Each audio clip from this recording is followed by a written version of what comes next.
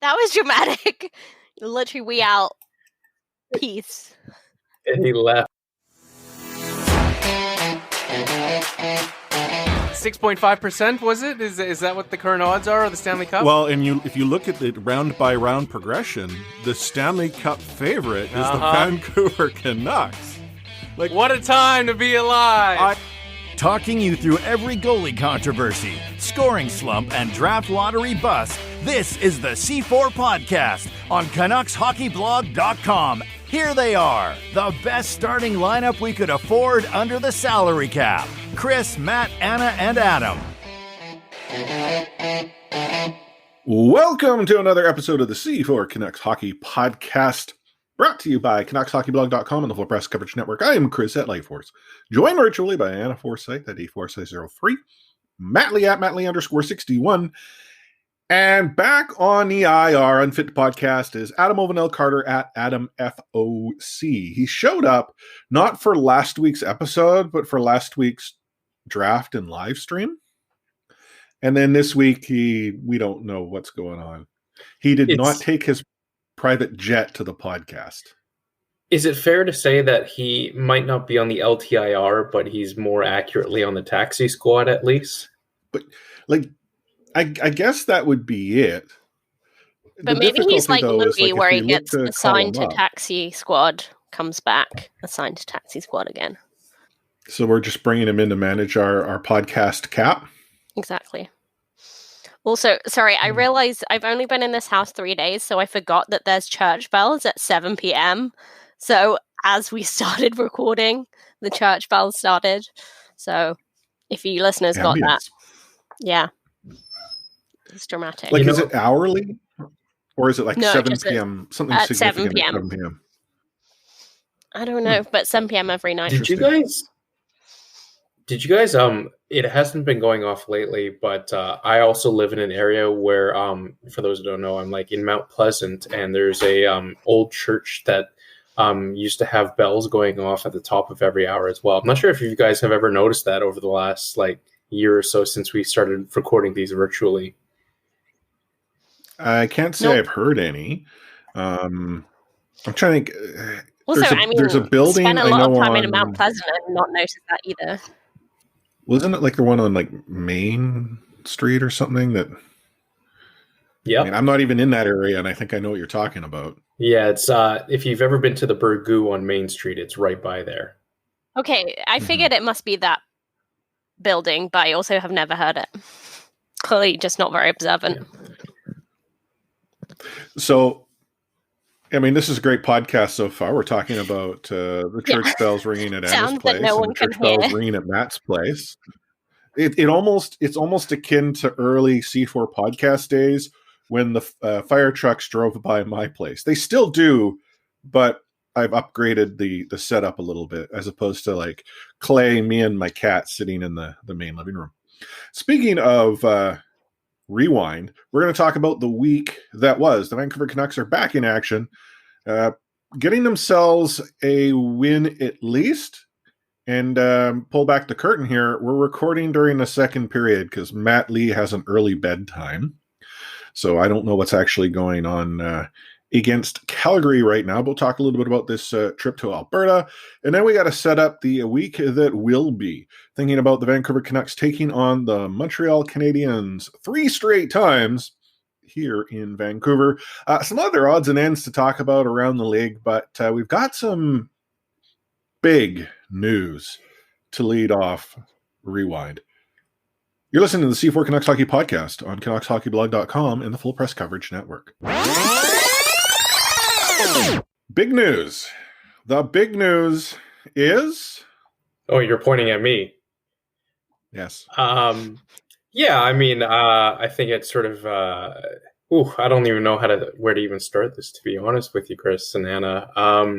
Well, the big news is that I've decided to announce my retirement from the C4 podcast, at least in terms of regular hosting duties. The long story short is life continues to happen for me, both professionally and personally. And lately I've been, sort of unable to fulfill, I guess, the better part of my duties as a C4 co-host with you guys. And, at the same time, let's not even get into the whole technical aspect of it. Is just that my internet is not as good as it should be for a virtual podcast as well. So there are so many reasons why I've made this decision to step away from the C4 podcast. It's not something I made lightly. This is a podcast that I think, Chris, you can say that we've been, at least I've been a little bit part of for almost 8 to 9 years now, ever since we were recording, at the Hog Shack for some video segments with CHB and all that. TV. Yeah. So, I mean, it's getting close to a decade, if anything.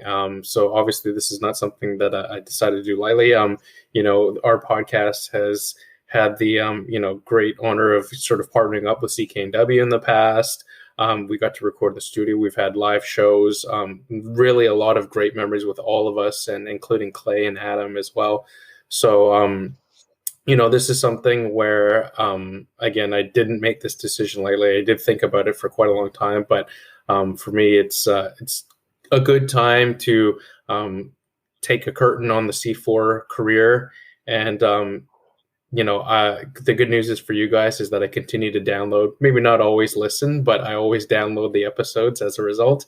And I hope that helped bring us some popularity, at least in Angola. So, I mean, I have nothing but great things to say about you guys as well. It's just been such a great time working with you guys over the last few years, and I am really going to miss it. In terms of next steps, I think we have this episode and a couple more before we'll say goodbye. So the next two episodes will kind of be the farewell tour, if you will. So farewell tour. Bigger loss to Vancouver. Is it the Vancouver hockey market? Is it Matt Lee or Troy Stecher? I have my vote, but I didn't realize you were going to bring Troy from Richmond out. This makes it a much more difficult decision. Yeah.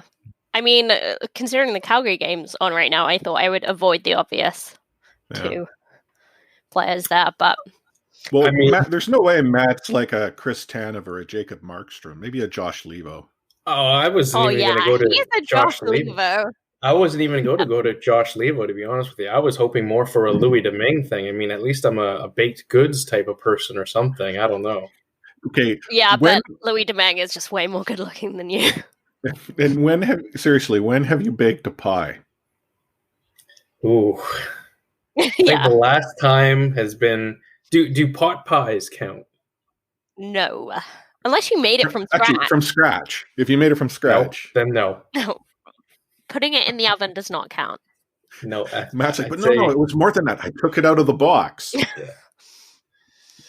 No, you'd mentioned the decade, and I'd sort of rolled my eyes. I'm like, what are you talking about? The podcast's not that long. But yeah, if we go back to like the days of blogging with Canucks Hockey Blog and CHB TV, it's been over a decade that we've been, working together, creating content. And you've been harassing me nonstop the entire time. Like I remember when Matt Lee was only yay tall and like was, fresh out of high school almost. That's how long we've been working together. You're still yay tall, but you're no longer fresh out of high school.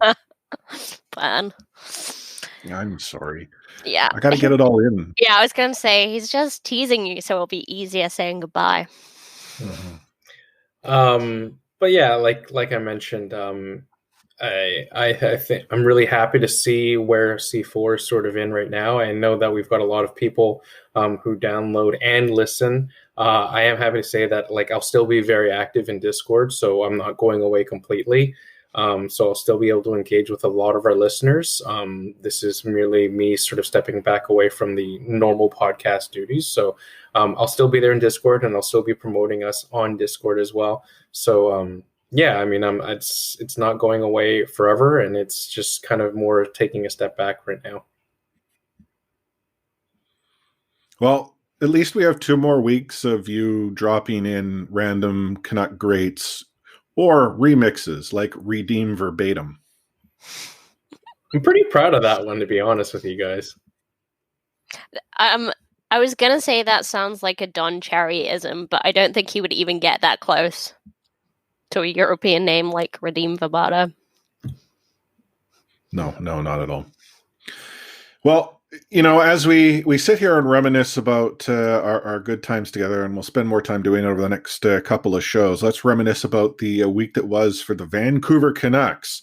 So they kicked off their 2021 NHL season by heading straight into the heart of Alberta, Edmonton, and just going to rapid fire the result of the 3 games that we have a result for. The Vancouver Canucks kicked off their season by winning 5-3 over the Edmonton Oilers. Followed that up with a 5-2 loss against the Edmonton Oilers. And this weekend put up a good old stinker, losing to the Flames 3-0. We're sort of talking about tonight kind of too. We'll sort of give updates as they come in. Right now, the Vancouver Canucks are leading the Calgary Flames 1-0. Shotgun Jake scoring that goal. They should be up something like 5-0, but Adam Gaudette's having a struggle of a game so far. He's playing well. He's just not getting those opportunities to cash in. As I told Anna before we clicked record, he's good in the gulag, not so good in the game. Is good in the gulag better than being good in the room? Yeah, I don't know what either of those mean. Well, no, good in the room? You know what good in the room is. Oh, I know what good in the room is. Eric Goodbranson. Yes. And I know what good in the game is, but I don't know what the gulag reference was. Yeah. If you're good in the gulag, that's good, but that's actually not good. Because you found your way there. So anyhow, all our gamers will totally get it. All of our non-gamers, not so much. Just trust us. Adam Gaudette's having a struggle. But let's go back to that first game to kick off the season. Holtby got the start. As I tried to tell everyone how right I was, the two of you were trying to pop my ego bubble. And arguably, the Oilers and Canucks took a swing at good old 80s hockey, where defense is maybe second thought, third thought. Offense was first. And we learned that Quinn Hughes is unstoppable when sitting on his butt with his back to the net. That was just that was a moment of magic. I mean, the best way of putting it is Quinn Hughes really putting the ass in assist on that play, for sure. How long have you been saving that up since that happened? For a few days, to be honest with you. Yeah. The other thing that we got out of that game as well is that apparently we need to figure out what's in the ice in Edmonton and ensure that all other Canadian rinks put whatever's in the ice in Edmonton on the ice in their rink, so Bo Horvat can show up and play like the Bo we saw in the bubble. He kicked things off in that game and arguably had some really good hockey in him. Yeah, I mean, as much as those games showed the absence of the first line without JT Miller on it, really showed the second line clicking. Hoglander in his NHL debut stepped up to the plate. Like, Bo was really good on that line. So, yeah, that second line looked really good. Brock Besser on the top line there just decided to notch a couple. You look at the Vancouver Canucks and they were in maybe not complete control, but as close as you can get to against the Oilers in that first game. And that also, spoke highly as to how well they were able to control the likes of Draisaitl and McDavid.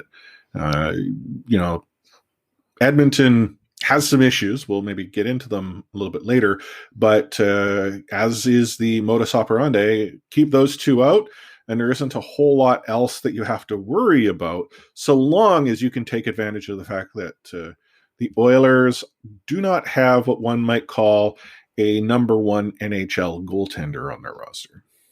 Or an NHL goaltender at all. I mean, true. The hilarious part about the Edmonton Oilers is they've got Mikko Koskinen, they've got Mike Smith, and oh boy, I can't even remember who their third stringer was. He's a recent third round pick, if I remember correctly. Backed up Mikko Koskinen on the back end of the back to back with the Vancouver Canucks. But it's like Koskinen, Mike Smith, are either of those guys even a 1B goaltender right now? And just imagine what it would be like if Mikko Koskinen were to suffer a day-to-day injury. Like, the Edmonton Oilers are this close to trotting out Kelly Rudy to be their third string goaltender these days. Oh my God. Kelly would totally go for it. And I was going to say, Kelly might not be a bad choice considering the Oilers right now are considering amateur tryouts. I don't know if it actually came to resolution, but they were considering ATOs to ensure they have enough goaltenders to meet the NHL requirement of 3. Yeah, but David Ayres lives in Toronto, correct? Yes, I cannot imagine he's going to go look for another job to drive the Zamboni elsewhere. David Ayres undefeated in his NHL career. Mm-hmm. That's true. He's got experience playing against Canadian division teams. Yeah. Or team. Yeah. But, you look at Edmonton in that first game, and everything that we had said going into the game in the last episode happened. The Vancouver Canucks took advantage of the Oilers. They controlled the 2 players they had to worry the most about. Everything was looking roses. So can someone explain to me how that so drastically changed the following night? When you look at the Vancouver Canucks losing 5-2, not only are they losing 5-2, but special teams is a big difference here. Not only do the Vancouver Canucks give up 2 power play markers, but their power play looked bad. So, 2 words, Connor McDavid, first of all. I figured that would be your answer. Yeah, I mean, all due respect to the Vancouver Canucks, they did a great job in Game 1 of shutting out Connor McDavid, but there was probably slim and no chance that was going to happen for a second consecutive night, keeping the best player in the world off his game. Even going back to Game 1, Connor McDavid could have had a hat trick, and it was Connor McDavid unleashed in Game 2. He just flew by some of those Canuck players on those goals. It was ridiculous. And, to quote from an old pal of ours, Adam Oveno-Carter, is there a superstar more boring than Connor McDavid? No, but at least Connor McDavid's putting up the points. Every season. Yeah, it's true. He's just so fast. I don't think it's the Canucks defense are particularly fast to keep up with him, apart from maybe Quinn, but he's just on another level how fast he is, and his ability the park. That's what I was going to say. It's even the speed to take advantage of an issue the moment it occurs. There was a conversation in C4 Discord, and I think Jay raised that point that there was a play where Edler goes and makes not the best choice with the puck on McDavid's stick, and Connor's like, "Thank you," and immediately goes inside. It wasn't. This is not Edler making a silly play. He simply guessed wrong and didn't have any opportunity to adapt or recover because McDavid is able to just sort of, pivot in a phone booth. Yeah, it's like Connor skates fast, he dekes fast, and he thinks fast. And that's not an excuse because you clearly can do something about it. But he was on. That second game, he was just on song. I was going to say, outside of the hat trick, though, we also saw the Edmonton Oilers actually get goaltending. But I was going to sort of ask this question: did we see goaltending, or did we see the Canucks' inability to take advantage of poor goaltending? Yeah, for me, I think it's the latter. The Vancouver Canucks were they were worth the price of admission in Game 1, but they looked a lot flatter in Game 2. And, against the Edmonton Oilers, you have to take advantage of the chances you do get. And the Canucks did have some chances, but they looked like they were lacking a little bit of urgency in Game 2 and were maybe resting on their laurels a little bit from Game 1. Yeah, I think it's fair to say Canucks have a tradition of making below average goalies look like all-stars. And it didn't seem like they had the same kind of urgency to their game that they did in Game 1. Now, we talked a little bit about this off the top-ish of Rewind. I guess not, because we talked about Matt. But when it comes to goaltending in Edmonton, how surprised were you to hear that Mike Smith was not able to dress and that they were going to run back Koskinen? Like in my mind, the moment I heard that news, I'm like, oh, the Vancouver Canucks are coming out of this with 4 points. Like I could not fathom a game that the Canucks were to lose, even a high scoring game. Demko got his first start. He didn't look shaky, but he didn't look secure. Like Holtby seemed to be sort of the stable of the two goaltenders. And I mean, when we get into the weekend, maybe that can come back into dispute. But I mean, it's interesting. I think the first few minutes there was a play where Thatcher Demko makes a like robbery highlight reel save against the Edmonton Oilers. And, you thought for a second, like, oh, here we go again. Like, here comes out of his mind Thatcher Demko that we were getting in the bubble. And, of course, we know what happened from there, and it's funny. But, to your point, Chris, not an ideal opening game, rather, from Thatcher Demko in Game 2 to start his season. I think it's unreasonable to expect Thatcher Demko to be as unbeatable and unflappable as he did against the Vegas Golden Knights, but he certainly didn't sort of make any case to steal the game for the Canucks either. Yeah, I think we're almost waiting for a goalie to just have a standout performance, and it hasn't happened yet. Even in the win against Edmonton, you wouldn't say Holtby looked solid, but it wasn't any sort of standing on its head performance. Maybe because we saw so many from Markstrom, but that also speaks to how many standout performances Markstrom had to make behind that Vancouver D. So I guess we're looking for an answer of, who's the better goaltender right now, and we don't really have one. Yeah. Well, let's talk a little bit about that game on Saturday.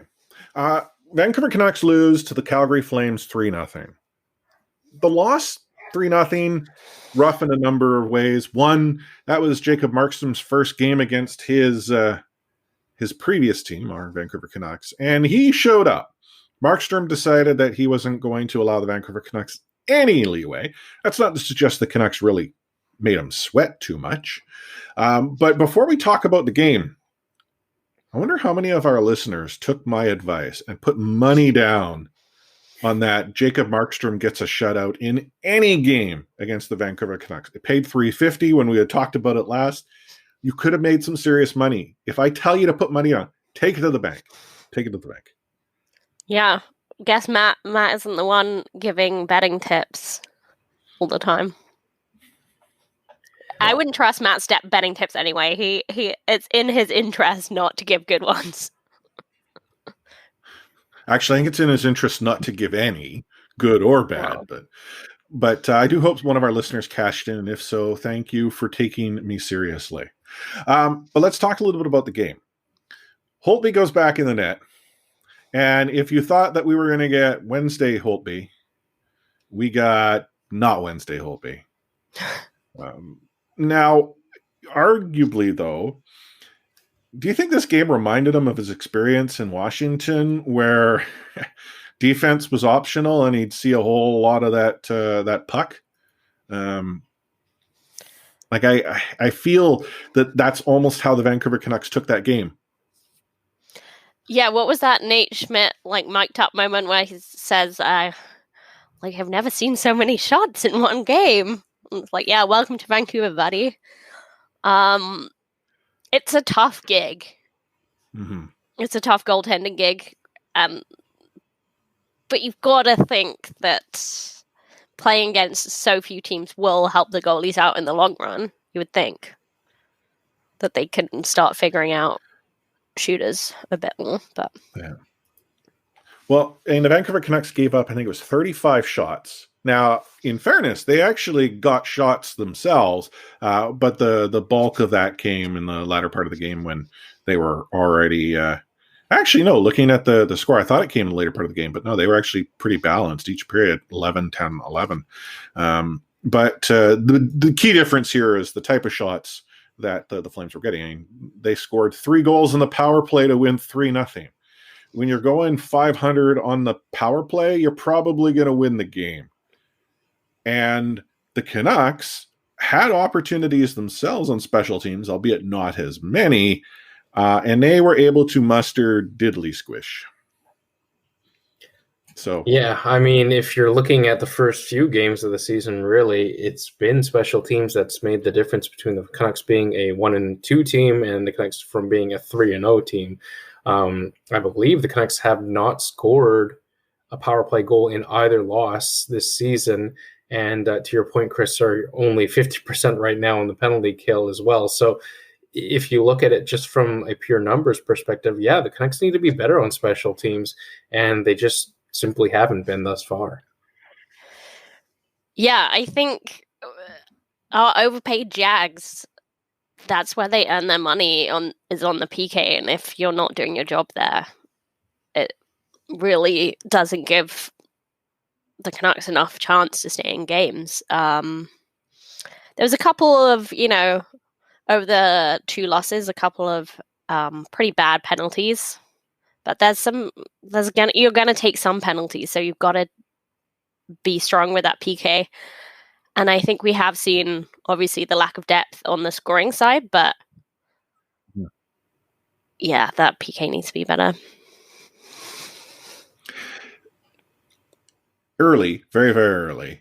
But I'm maybe not as surprised about the power play because the Canucks power play, it has sort of come and gone since Noel Brown has been, running the show again.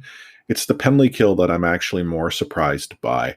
And the fact that, against Calgary, there was no such thing really as a penalty kill, considering how well the Flames were able to move the puck. It just felt like it was a matter of time. If the Canucks were going to the box, it was like, okay, you've just dug yourself into a much deeper hole. What's different from, let's say last year's team to this year's team? Chris Tanev? Louis Eriksson? Well, no, I mean, that was one of the things that Louis did.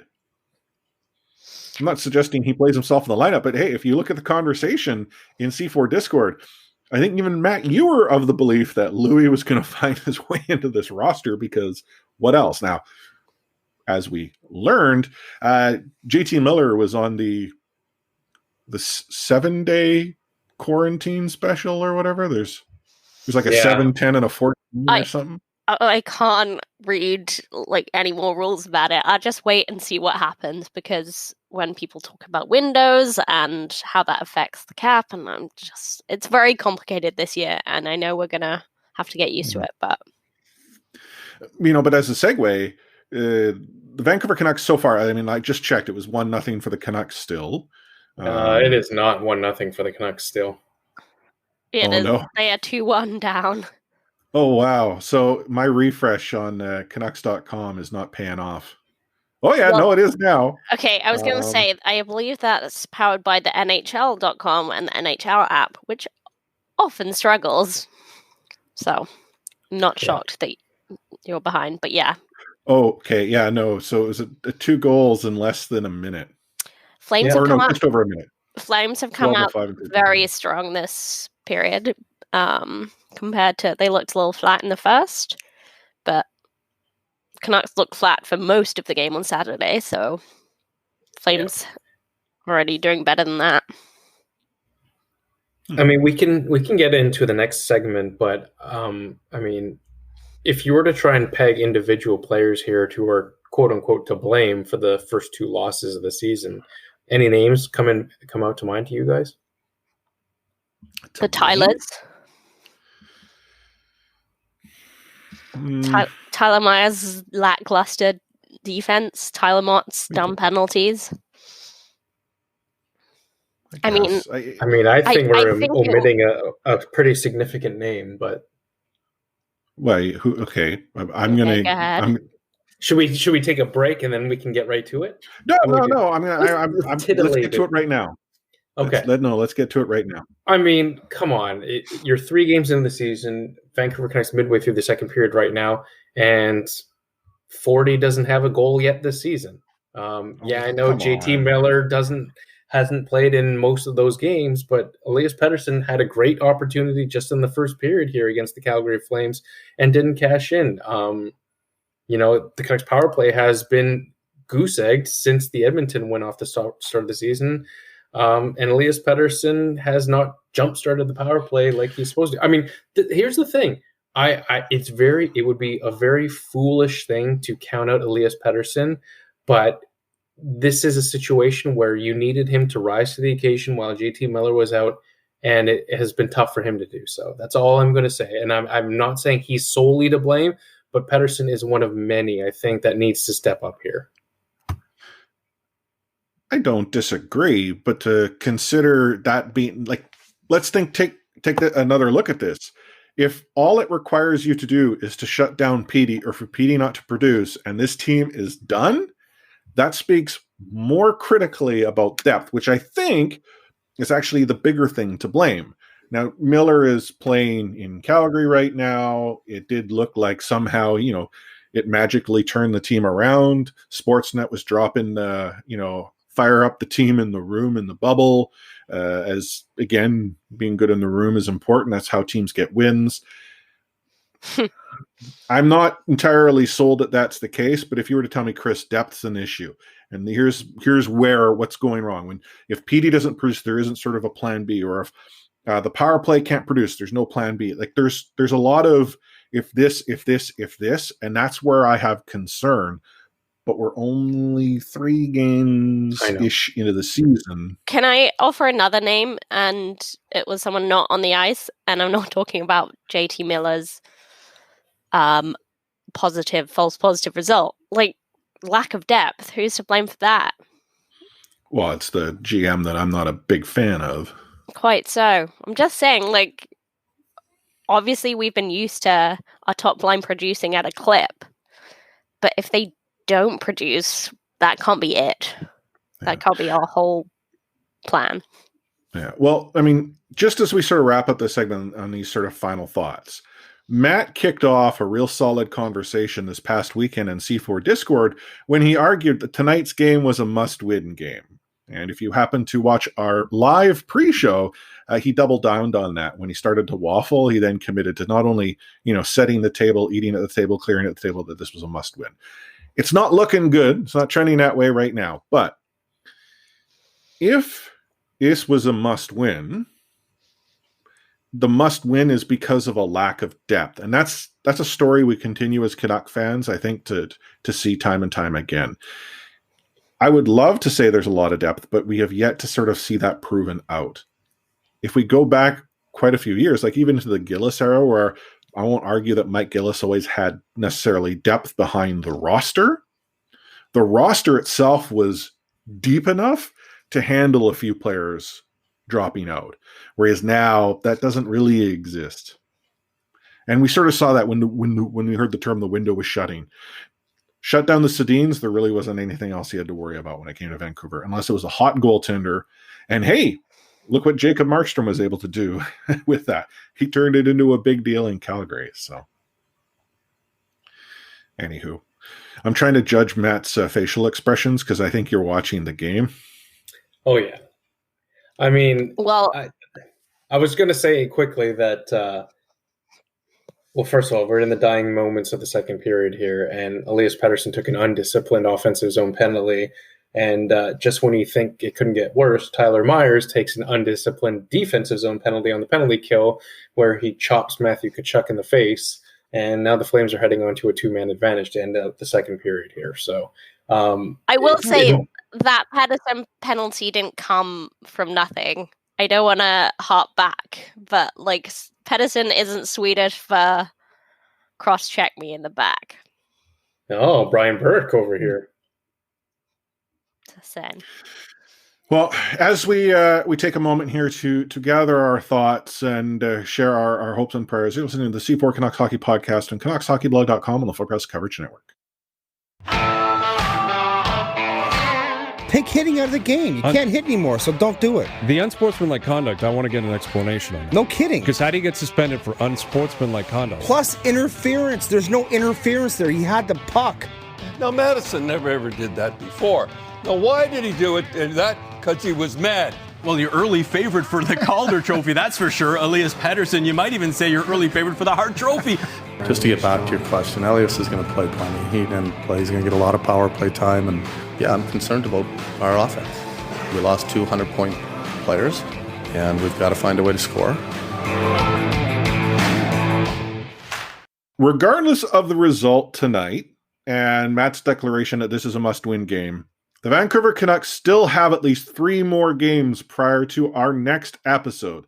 And those 3 games are at home, if we can call it home because there aren't really any people there, against the Montreal Canadiens. That's Wednesday night, Thursday night, and a nice early 4 p.m. start on Hockey Night in Canada on Saturday night. I'm curious how we expect this, Vancouver Canucks team to perform against the Habs making their trip out west. Again, it is too early. I'm not committing this to being must-win territory at all. But Montreal right now is, sitting, with a decent start. They got a win in an overtime loss. So arguably they're getting points. That's what you need to get. Vancouver not getting so many points as we're sort of seeing. Carey Price in the net. I'm going to guess 2 out of those 3. I'm not going to lie, I'm a little worried.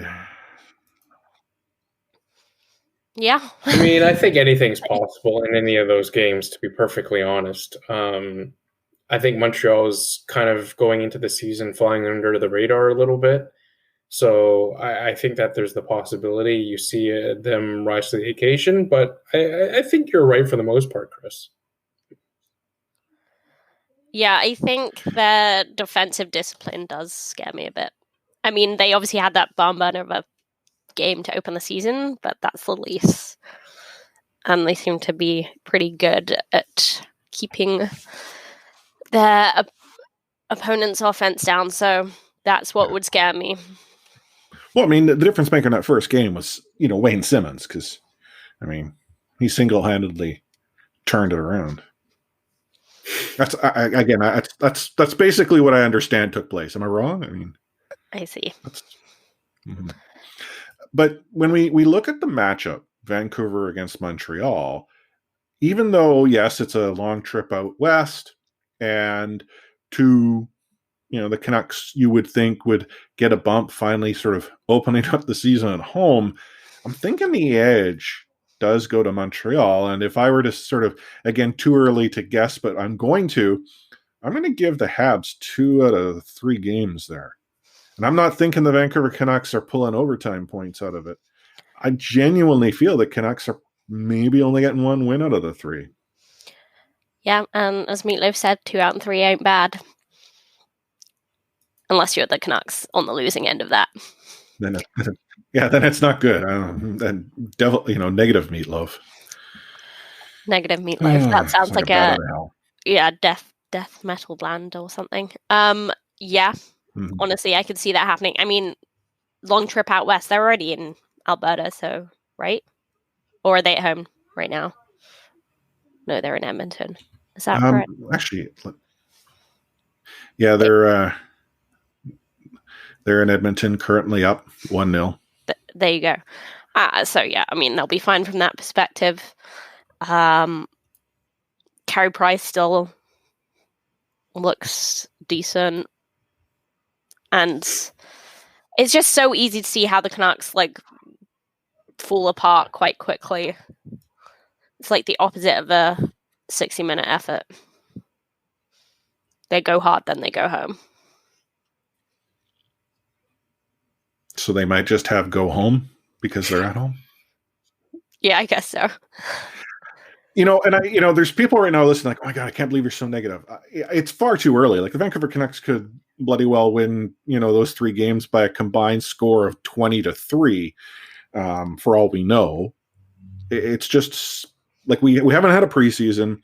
We're trying to judge how this team's performing in Alberta. The only real stinker they had was that game on Saturday against the Flames. They're having some issues tonight, as I'm being told. I don't have the opportunity to watch the game, but I'll check in with Baby Force, who is right now. And what I have seen from Montreal, though, is none of that. Yeah, obviously we want to see the Canucks at home before we make judgments, but they haven't been home yet. They're not sleeping in their own beds. Obviously, there's no home crowd advantage, but it's a little easier on the players. But in a season like this one, you can't rely on stuff like that. It's going to be so tricky in terms of fitness and stamina to get through the season. So, again, we're not... Yeah, they could come out firing in this homestand, but it doesn't... what we've seen so far doesn't fill us with confidence on that front. Yeah. The other thing that you sort of talked to, and it's been a pretty tough 4-game road trip for the Vancouver Canucks. This is a situation where, you're trying to play games, you're trying to make it as normal of a regular season as you can in a pandemic. Part of me wonders just like if the Vancouver Canucks are just trying to get out of the building these days, like if they're just trying to get home, get back to their families, I think that's part of the psychology of trying to play a regular season under weirder circumstances than usual.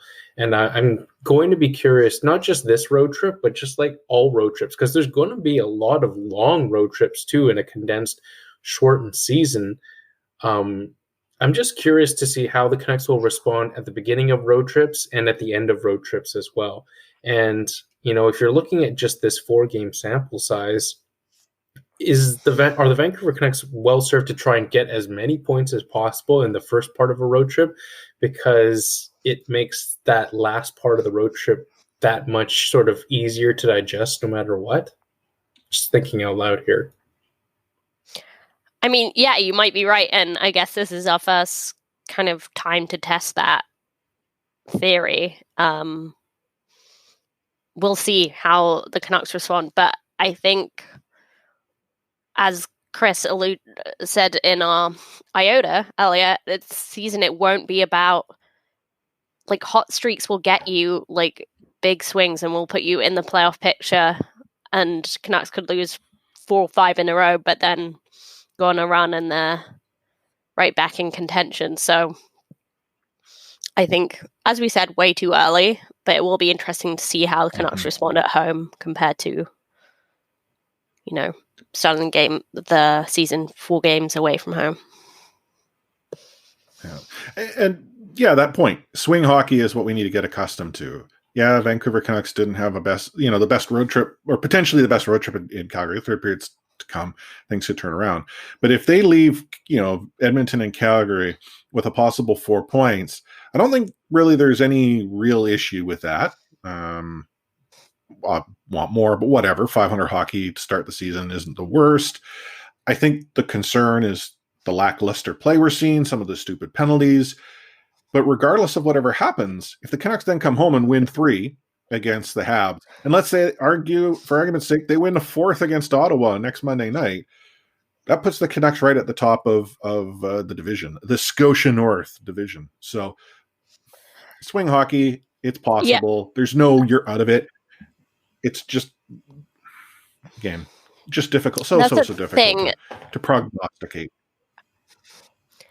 As much as, we can talk about how much harder the Western Conference has it than the Eastern Conference, the travel that Canucks have to do in a normal season, blah, blah, blah, you do think over the course of a whole full season, traveling across the country, more or less evens out so that the teams playing the best hockey are the teams at the top of the standings, more or less. Mm-hmm. And I can't say with confidence that's going to happen this season at all. We'll take ourselves another quick break here. You listen to the C4 Canucks Hockey Podcast on CanucksHockeyBlog.com and the Full Press Coverage Network. He liked to say the F word. Oh, then get the here then. Okay, see ya. Is going to have the F word on it. I wish I could give you an explanation about it. I can't. You, out of here.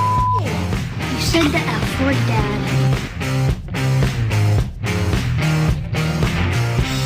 You called me the F word.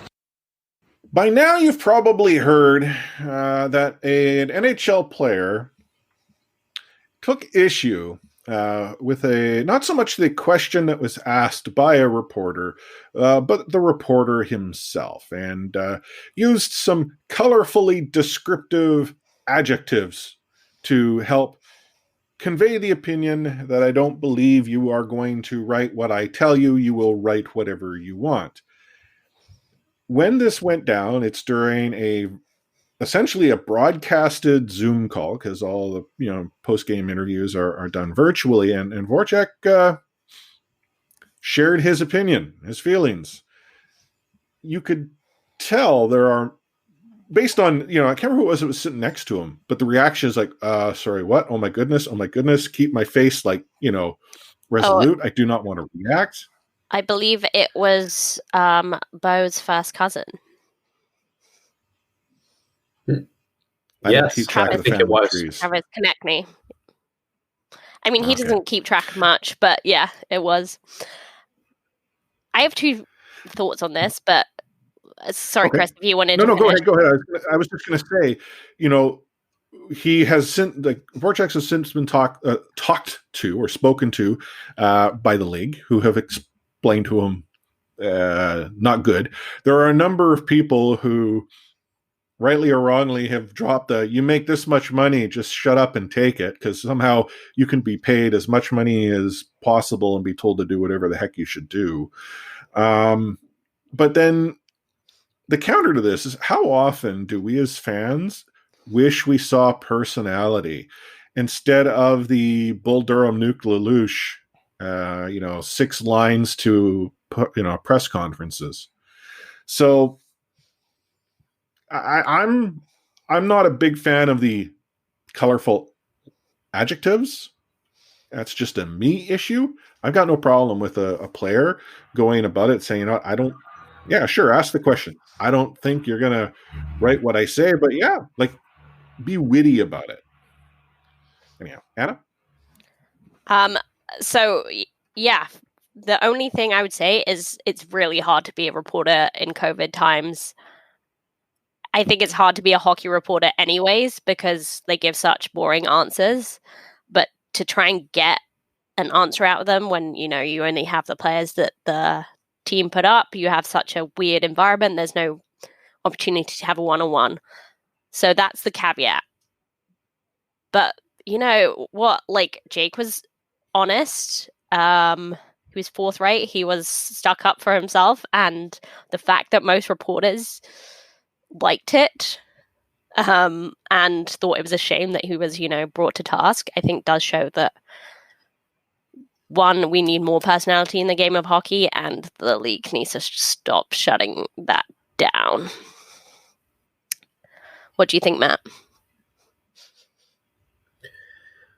I mean, I see what Jake Voracek said, and first of all, the Europeans are winning week 1 of the NHL. If you heard Jake Voracek's comments, you had a reporter ask Patrick Alane what he thought after Nick Ehlers suggested that he was, I can't remember what it was, and then he called Nikolai Ehlers a pigeon.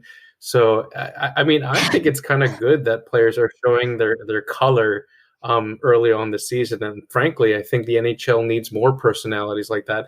You're not a fan of the profanities that are used, but, too often we get bogged down in players giving the hockey lingo and the same old answers. And I don't know, part of me thought it was kind of refreshing from Jacob Voracek to give such a candid and honest answer. Anna, you raised a point there about it being tough to be, a reporter for the NHL, really any sport right now. I mean, reporters in general are in a tough spot for a variety of reasons that we won't get into on our podcast. And I hadn't really considered that. I think, when we think about the virtual experience that's taking place, and obviously the tension and emotions that are running high for all sorts of people, I may be less bullish on Voracek going off like he did. I think there are better ways. I won't say I don't like the personality, though. I would love for players to be able to sort of speak their mind and share their opinion as he did. to what, the point that Matt and you both raised. I think the one area though that just drives me nuts, and I've seen, far too many people in my timeline on Twitter, on social media, drop the whole, these players are paid, X millions of dollars. They just need to shut up and do their job. I'm sorry. When you pay someone who has to do anything without an opinion, there's another word to describe that, and that's not what this is. So if you were a listener who's like, well, wait a minute, they're paid this much money, they need to suck it up. You know what? They're paid that much money because they're able to negotiate that much money. I wish I could negotiate that much money. I just don't have the economics to be able to do it in my role. But conversely, for every right that I have to say to this, that, and everything, I understand the repercussions. Voracek understood the potential repercussions. Maybe not clearly when he was saying those words, but yeah. Yeah, 100%. I was having this conversation recently about cricketers who have gone through, if anything, more strenuous conditions to play than hockey players, with the amount of bio bubbles and restrictions they've been under. It doesn't matter how much money you have, you're not a robot. Like, more money doesn't mean they can spend time with their family and friends like they normally would. More money doesn't mean you're immune to anxiety or issues like that. People are human. Do I wish that society didn't put the absurd amount of value on sports that they do? Yeah. There's worthier ways to spend money, but that's how much sports people get paid. Doesn't mean they're not. You can treat them like products. Yeah. Completely off the rails, but somewhat related. Another podcast that I've started listening to called Think Like an Economist, short form podcast. A number of the recent episodes sort of talk about the context of why sort of NHL players are able to go and get paid as much as they do compared to other professions. So it's a real neat podcast, educational. They did not pay me for this plug. Oh, but yeah, that's definitely one for the books. I'm curious for all of our listeners, whether you're in C4 Discord, you're online or whatever. What are your thoughts on Jacob Voracek? Were you big on his response? Do you want to see more personality like that? Again, I mean, it's perfectly fine to add caveats like I'd rather he not use this language, or I'd rather it be done differently, or alternatively, are you just like, nah, just give me I'd rather cliche. It's perfectly fine. I'm not going to tell anyone they're wrong, but quick just button to that.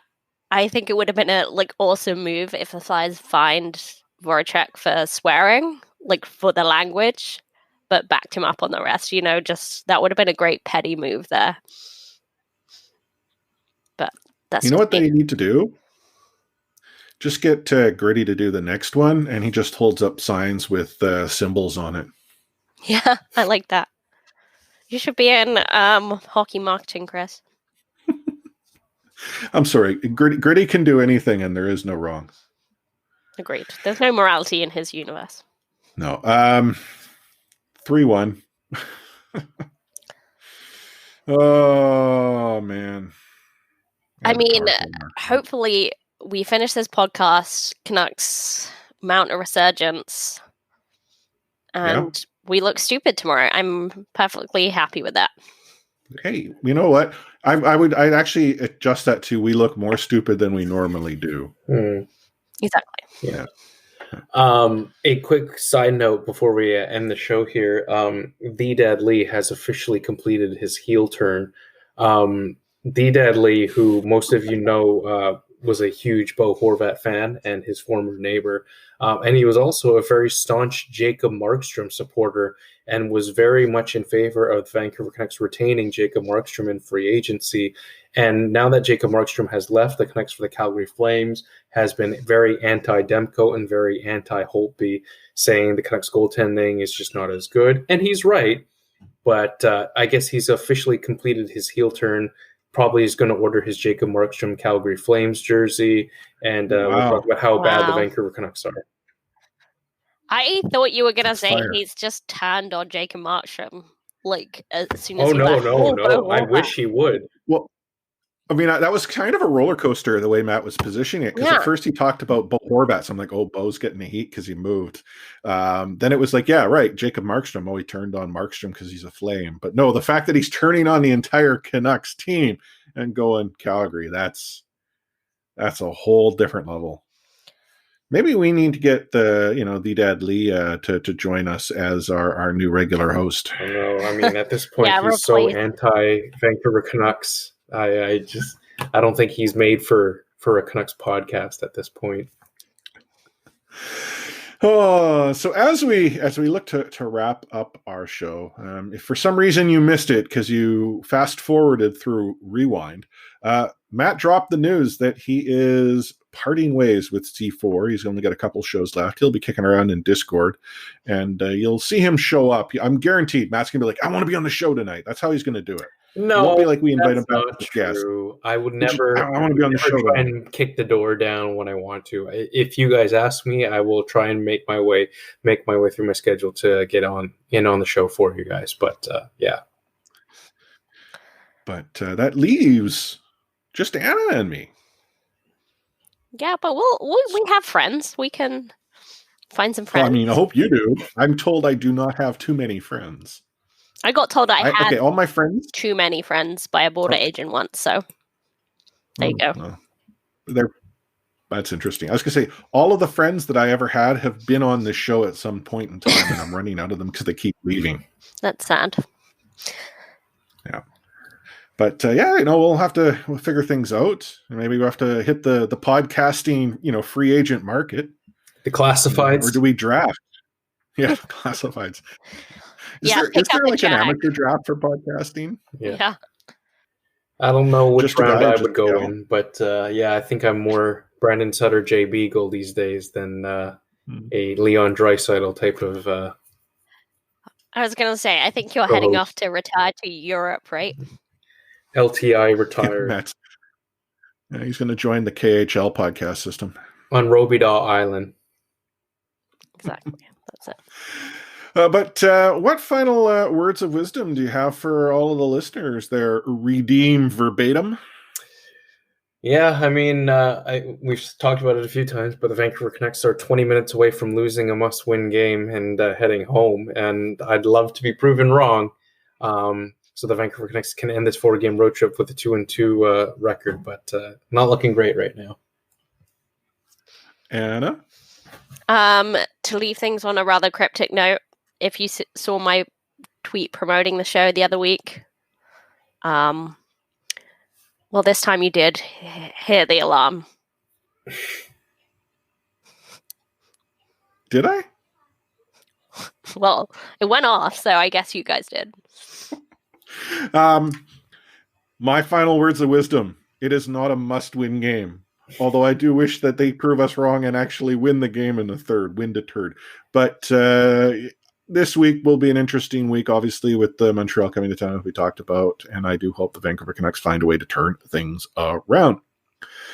If you haven't done so already, you want to join C4 Discord, discord.io/C4 podcast. It's a place for all the best conversation you can't find this side of Canucks Twitter.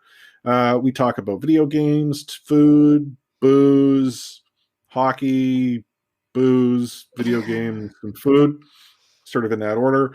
You see some of the hottest takes that Matt has, including the one about whether or not someone needs to walk away with $40,000 or potentially, was it 3 times that if the Kansas City Chiefs win the Super Bowl? Yeah, it was actually 4 times that. Almost 4 times. Okay, I'd take the money. I'd have $40,000 in my pocket right now. Yeah. No way after watching Mahomes hit the ground like he did. Am I thinking that that's even a chance now?